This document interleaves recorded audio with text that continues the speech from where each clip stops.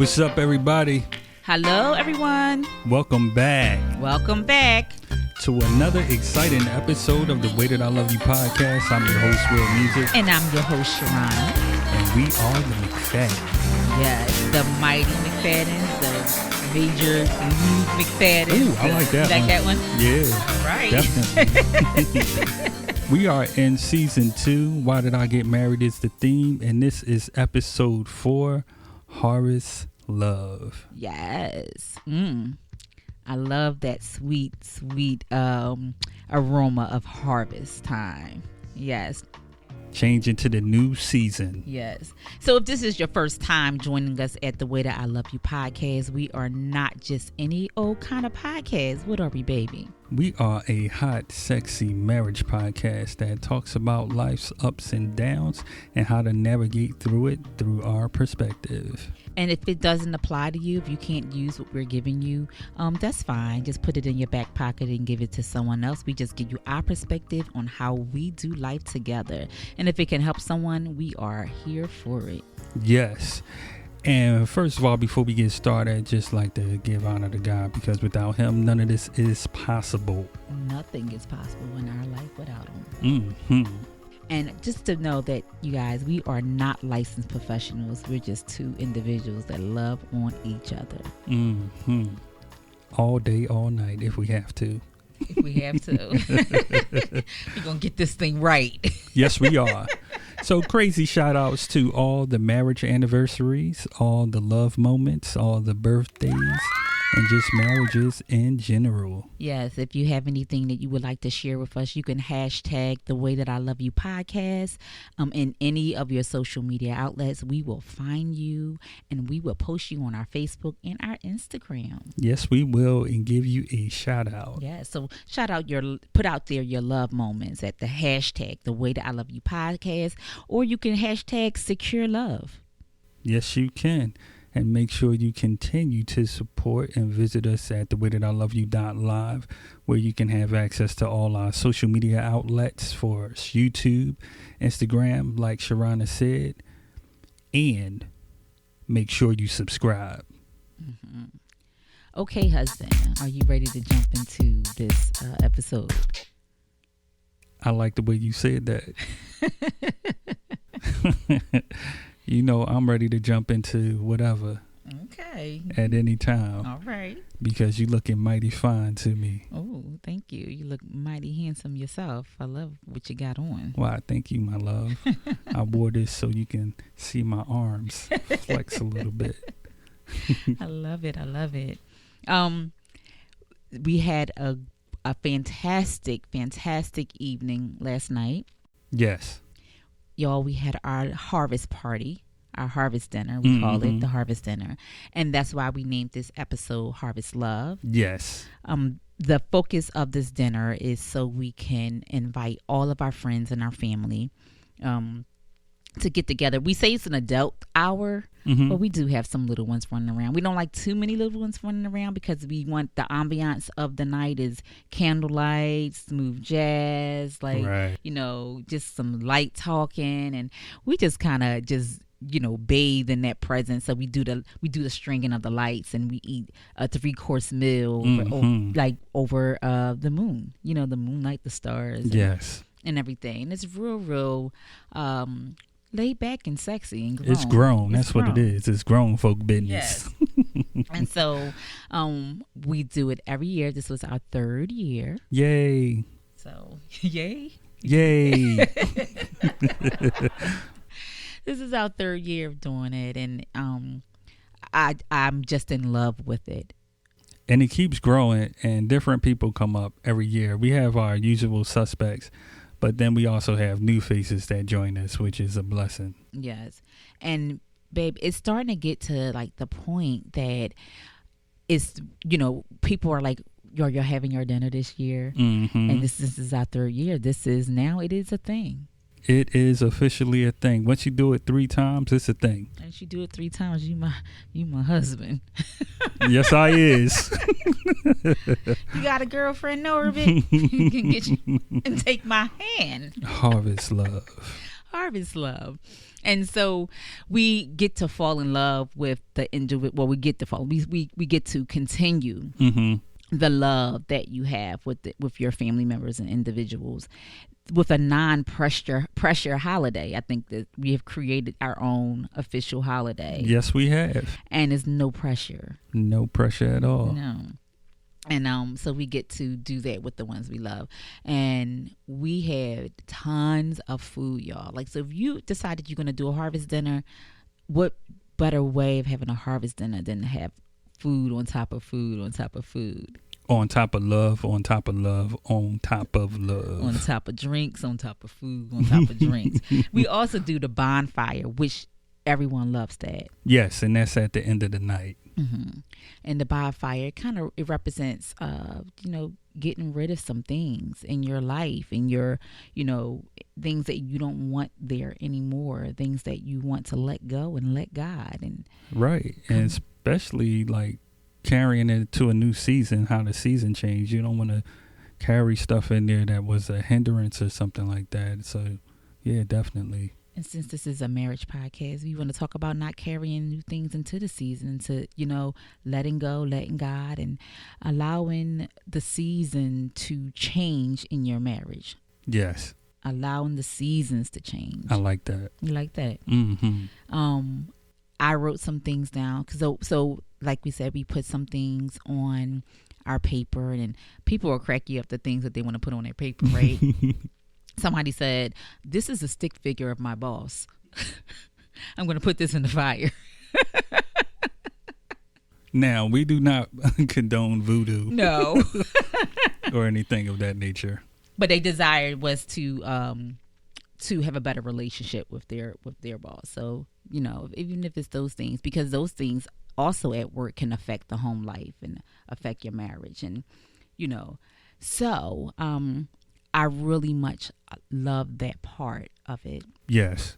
Of putting the things that are hindering, because if something is hindering you and something stopping you for your into your growth, and you can't receive the harvest that's coming in your life, I'm sure that it's affecting your spouse. Yeah, definitely. And when you throw it into the fire, it's like a physical, symbolic representation of you getting rid of that stuff and resetting and getting ready for this new season. And so, baby, I love that part, because if anything that I need to get off of me so it won't affect you, so we can make more love. Yes, I like to get stuff off. A harvest full of love. That overflow. I want the overflow. Yes. So whatever I have to do to be able to get the overflow from you and let God work through our marriage, I am willing to do. So I put some stuff on the fire. I did. I put a whole 8.5 by 11 sheet paper into the fire last night. So that's one of the things I love about the harvest dinner. Another thing is that the love that you get between family, the family that comes, and you get to build the relationships again if they're broken. You get to talk to your children and kind of just sit, and we are like I said, we're creating something that is a tradition. Yes. And I can see now, like, our kids continuing this, like if we're going right, because we're creating a legacy for ourselves. And someone saying, "Hey, your mom and dad always had the harvest dinner. Are y'all going to continue to do that?" They would love for you all that something, that would take on, because we created something for us, baby. Yeah, and to have each of our children say something, to that regard, and represent us and represent the legacy and keep the tradition going. That's beautiful. That's what it's all about. That harvest love. Getting everything that belongs to you. And we encourage you out there, if you, like we talked about before, if you don't have something for you and your spouse, something that you do, these are one of the things that we do to build our relationship with one another. Create your own holiday. Yeah. Create your own love moment and call it whatever you want to call it. And it doesn't have to be limited to just one thing. You can have multiple things that you have together, being married, that you do to strengthen your marriage. Mm-hmm. So we thank God for allowing us to come together and have time with our family and our children, and just our parents. Well, this year, your parents, mom and dad couldn't come up. Yes, my sister did FaceTime them though, so that was dope. Yeah, she did. I didn't get to see my mom and my papa. I didn't get to see y'all, so this shout outs to you, mom and dad. Yes, I didn't get to see you on FaceTime. I'll FaceTime you today. Right, and like family coming out of town, that's huge. Mm-hmm. Now they're starting to reach outside of the state and pull family in to come and be a part of the harvest. Like, that's another level of harvest love. You know what I mean? When you see that and be able to, like you said, talk to your family and catch up and just build the bond stronger and stronger. I absolutely love it. Mm-hmm. Another thing that grabs me with the harvest love, just harvest in general, is that when the seasons are changing, and I feel like we get on a different level with one another, and it's that time to sit back and reflect. And like I was saying, if it's some things that is stopping me from being my best with you, I want to recognize that, so that way I can change me. Ask the Lord to change me, because I can't change me. Mm-hmm. Ask God to change the things that I can't see, that affects you, and vice versa. And even if it affects my children or my siblings, my mother, even affects anyone in my life. Yeah. I want the same love that flows through the love that I have for you, the love that that we share. I want to resemble that kind of love in every aspect of my life, in right. all areas, all relationships. in all relationships. Yeah, I feel you on that one. I agree. Oh, what about the exciting incident that happened? Okay. All right, so this is a funny thing that happened, y'all. How about I almost burnt the house down? Literally. So the one thing I was it was the stirrups. Like, now I keep calling them stirrups. They're not stirrups. What are they? I think sternals or something like that. The things get you with the food and want to keep the food hot. The warmers. Just call it the warmers. I'm going to call it the warmers. That sounds real hospital-like to call it stirrups. Like, why do they have stirrups at their Who would cook food over that? That's nasty. Oh, goodness gracious. Different. But nasty. So, okay, the chicken was gone. So we had the food. We had to put the food up, and all the food was going. And like in the harvest time, you want tons and tons of food, right? So the food was going, and I was trying to put the lid back on the canisters for the fire that has that little gel stuff in there, and then it slipped off onto the table, and I was like, oh my goodness. And they were like, all I hear is fire, fire, fire. So we hear fire, fire, and I went in. I tried to grab the towel, laid the towel down, tried to smother I don't know why I didn't grab a pot like to smother the fire, because it was a small fire.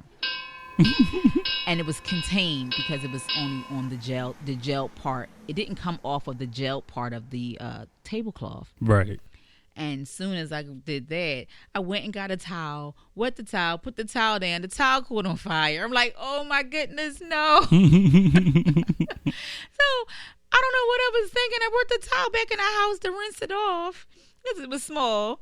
And my mom's like, no, you don't bring the towel back in the house. I'm like, oh, goodness. Someone said, grab the fire extinguisher.